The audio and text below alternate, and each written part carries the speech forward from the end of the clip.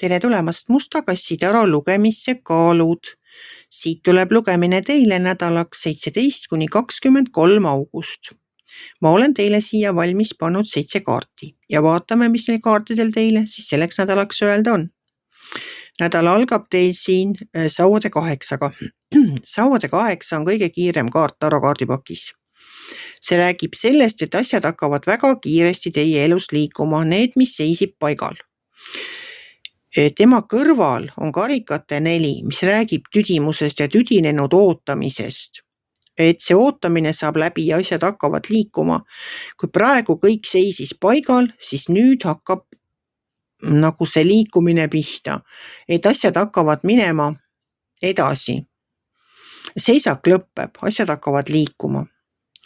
Siis tuleb teil mõõdukuse kaart. Mõõdukuste üleüldse sellel nädalal on väga fookuses enesekontroll. Ego kontrolli all hoidmine. Et päris mitu kaarti räägib sellest, et tuleks ennast vaos hoida, rahulikult asjadesse suhtuda, nii ka see mõõdukuse kaart. Et mõõdukas võiks olla kõiges. Ei ole vaja tormata. Tuleb asjadesse rahulikult suhtuda, vaadata, mõelda, enne kui otsustada. Müntide baas on järgmine kaart ja tema tuleb uudistega. Ta tuleb mingite rahauudistega. Kas keegi pakub teile midagi, mille eest raha antakse? Pakub teile võib-olla mingit tööd, mingit projekti? Tellib teilt midagi? Et midagi sellist.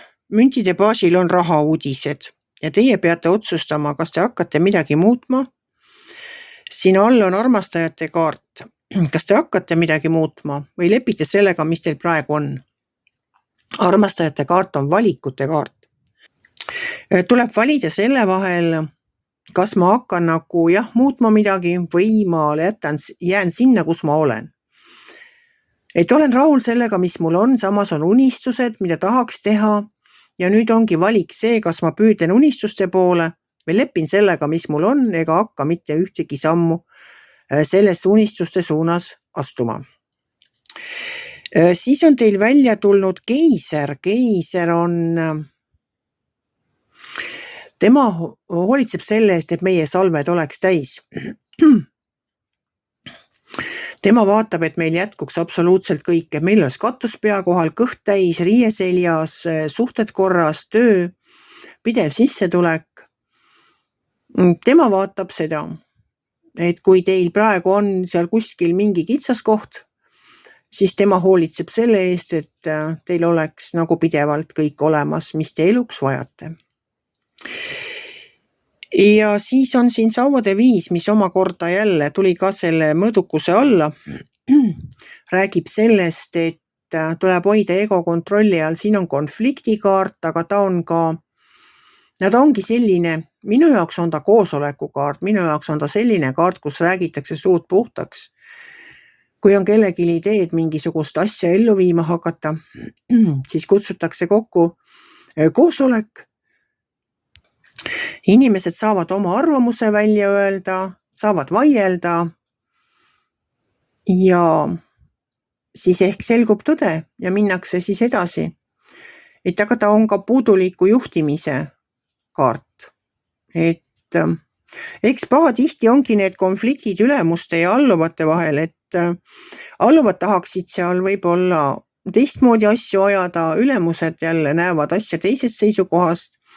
Ja nii see konflikt tekibki, ülemused pole rahul, et alluvad ei tee piisavalt tööd või ei tee nii, nagu nemad tahavad. Alluvad ei ole rahul, et ülemused ei hinda neid. Ja nii see elus käib. Kes mõtleb raha peale ühtepidi ja kes teisepidi, et ülemused ei taha võib-olla oma rahakotis seda raha välja käia. Ja alluvad jälle vaatavad, et seda raha on nagu kuidagi väga vähe, aga tööd on väga palju. Et see vist on selline aegade algusest saadik olnud surnud ring. Et seal vist ei olegi sellist lahendust, et kõik oleksid rahul. Hundid söönud ja lambad terved. Et hoidke siis armsad kaalud oma ego kontrolli all Suhtuge asjadesse rahulikult, jälgige mõõdukust.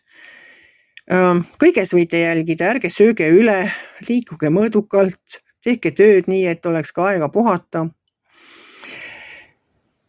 Jah, ja see tüdimus saab läbi ja asjad teie elus, mis siiani seisid, hakkavad liikuma. Selline tuli see lugemine teile selleks nädalaks, armsad kaalud. Kui teile minu lugemine meeldis, ärge olge kitsid, pange ikka like pöiale üles, võite ka kommenteerida ja kohtume järgmisel nädalal.